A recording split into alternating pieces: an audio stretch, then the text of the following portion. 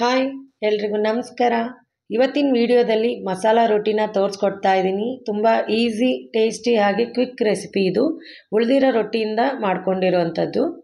ಇಲ್ಲಿ ಒಂದು ಕಡಾಯಿಗೆ 4 ಟೇಬಲ್ ಸ್ಪೂನಷ್ಟು ಎಣ್ಣೆ ಹಾಕ್ಕೊಂಡಿದ್ದೀನಿ.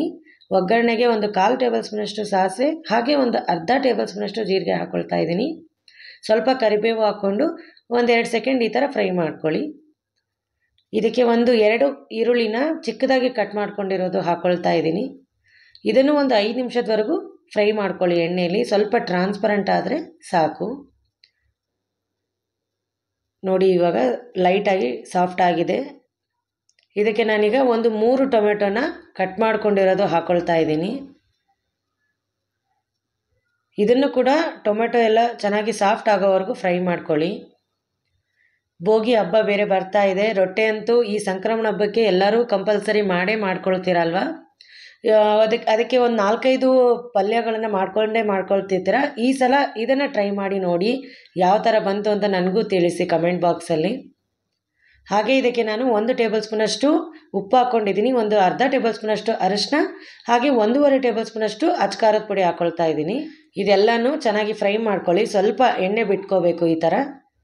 ಇವಾಗ ಇದು ಎಲ್ಲ ಎಣ್ಣೆ ಬಿಟ್ಟಿದೆ, ಚೆನ್ನಾಗಿ ಫ್ರೈ ಆಗಿದೆ ಅಂತ ಅರ್ಥ. ಇವಾಗ ರೊಟ್ಟಿ ನೋಡಿ, ಇಲ್ಲಿ ನಾನು ತೋರಿಸ್ತಾ ಇದ್ದೀನಿ. ನಾನು ಮುಂಚೆನೇ ಮಾಡಿ ಇಟ್ಕೊಂಡಿರೋದು ಇದು ಒಂದು 5 ರೊಟ್ಟಿನ ತೊಗೊಳ್ತಾ ಇದ್ದೀನಿ ಈ ಮಸಾಲ ರೊಟ್ಟಿಗೆ. ಈ ಎಲ್ಲ ರೊಟ್ಟಿನೂ ಒಂದು ಬುಟ್ಟಿಯಲ್ಲಿ ನೀರನ್ನ ತೊಗೊಂಡು ಅದರಲ್ಲಿ ಸ್ವಲ್ಪ ತೊಳ್ಕೊಳ್ಳಿ. ಈ ಥರ ಎಲ್ಲನೂ ಸ್ವಲ್ಪ ಸಾಫ್ಟ್ ಆಗಬೇಕಲ್ಲ ರೊಟ್ಟಿ, ಅದು ಎಲ್ಲ ಮಿಕ್ಕಿರೋಂಥ ರೊಟ್ಟಿ ಎಲ್ಲ ಗಟ್ಟಿಯಾಗಿರುತ್ತೆ. ಈ ಥರ ನೀರಿನಲ್ಲಿ ಒಂದು ಸಲ ಈ ಥರ ತೊಳ್ಕೊಳ್ಳೋದ್ರಿಂದ ಅದ್ರ ಮೇಲೆ ಧೂಳು ಏನಾದರೂ ಇದ್ರೂ ಅದನ್ನು ಕ್ಲೀನ್ ಆಗುತ್ತೆ, ಹಾಗೆ ರೊಟ್ಟಿ ಕೂಡ ಸಾಫ್ಟ್ ಆಗುತ್ತೆ. ನಾನು 5 ರೊಟ್ಟಿಯಿಂದ ಈ ಮಸಾಲ ರೊಟ್ಟಿ ಮಾಡ್ಕೊಂಡಿದ್ದೀನಿ. ಇಬ್ಬರಿಗೆ ಸರಿಯಾಗಿದೆ ಇದು. ನೋಡ್ಕೊಳ್ಳಿ ನೀವು, ಕ್ವಾಂಟಿಟಿ ನಿಮ್ಗೆ ಎಷ್ಟು ಜನ ಇರ್ತೀರೋ ನೀವು ಅದರ ಮೇಲೆ ನೀವು ಮಾಡ್ಕೊಳ್ಬೋದು. ಎಲ್ಲನೂ ಚಿಕ್ಕದಾಗಿ ಈ ಥರ ತುಂಡು ಮಾಡ್ಕೊಳ್ತಾ ಇದ್ದೀನಿ ನಾನು. ಇದು ಹೆಲ್ದಿ ಕೂಡ, ಹಾಗೆ ಏನಿದೆ ನಿಮಗೆ ಟಿಫನ್ ಕೂಡ ಇದನ್ನು ಈಸಿಯಾಗಿ ಮಾಡ್ಕೊಂಬಿಡ್ಬೋದು. ಈ ಮಂಡಾಳ ಒಗ್ಗರಣೆ, ಅವಲೆಕಾಯಿ ಒಗ್ಗರಣೆ ಎಲ್ಲನೂ ಮಾಡ್ತಾನೆ ಇರ್ತೀರಲ್ಲ, ಈ ಥರ ಹೇಗಿದ್ದರೂ ಮಿಕ್ಕಿರೋ ರೊಟ್ಟಿಯಿಂದ ಈಸಿಯಾಗಿ ನೀವು ಮಾಡ್ಕೊಂಬಿಡ್ಬೋದು. ಇದನ್ನು ಈಗ ನಾನು ಏನು ಒಗ್ಗರಣೆ ಮಾಡ್ಕೊಂಡಿದ್ವಿ ಅದಕ್ಕೆ ಹಾಕ್ಕೊಳ್ತಾ ಇದ್ದೀನಿ. ಎಲ್ಲನೂ ಚೆನ್ನಾಗಿ ಮಿಕ್ಸ್ ಮಾಡ್ಕೊಳ್ಳಿ. ತೀರಾ ಸಾಫ್ಟಾಗಿ ಮಾಡ್ಕೊಳ್ಳೋಕೆ ಹೋಗಬೇಡಿ. 1-2 ಸಲ ನೀರಲ್ಲಿ ವಾಶ್ ಮಾಡಿಕೊಂಡು ತೆಕ್ಕೊಂಡ್ರೆ ಅಷ್ಟೋ ಸಾಫ್ಟ್ ಆಗೇ ಆಗುತ್ತೆ ರೊಟ್ಟಿ. ಈ ಥರ ಎಲ್ಲ ಮಸಾಲೆಯಲ್ಲಿ ಹಾಕಿ ಮಿಕ್ಸ್ ಮಾಡೋದ್ರಿಂದ ಇನ್ನೂ ಸಾಫ್ಟ್ ಆಗುತ್ತೆ, ತಿನ್ನೋಕ್ಕೂ ತುಂಬ ಟೇಸ್ಟಿಯಾಗಿ ಬಂದಿರುತ್ತೆ. ಕೊನೆಯದಾಗಿ ಇದಕ್ಕೆ ಏನಿದೆ, ಒಂದು ಅರ್ಧ ನಿಂಬೆಹಣ್ಣು ಇಲ್ಲ ಒಂದು 1/4 ನಿಂಬೆಹಣ್ಣು ತೊಗೊಳ್ಳಿ. ನೀವು ಕ್ವಾಂಟಿಟಿ ವೈಸ್ನ ನೀವು ನಿಂಬೆಹಣ್ಣಿನ ಜ್ಯೂಸನ್ನ ಹಾಕ್ಕೊಳ್ಳಿ. ನಾನು ಇಲ್ಲೊಂದು 1/4 ಭಾಗ ತೊಗೊಳ್ತಾ ಇದ್ದೀನಿ. ಎಲ್ಲನೂ ಅದು ಸ್ಕ್ವೀಸ್ ಮಾಡಿ ಅದರಲ್ಲಿರೋಂಥ ರಸದಿಂದ ಮಿಕ್ಸ್ ಮಾಡ್ಕೊಳ್ತಾ ಇದ್ದೀನಿ.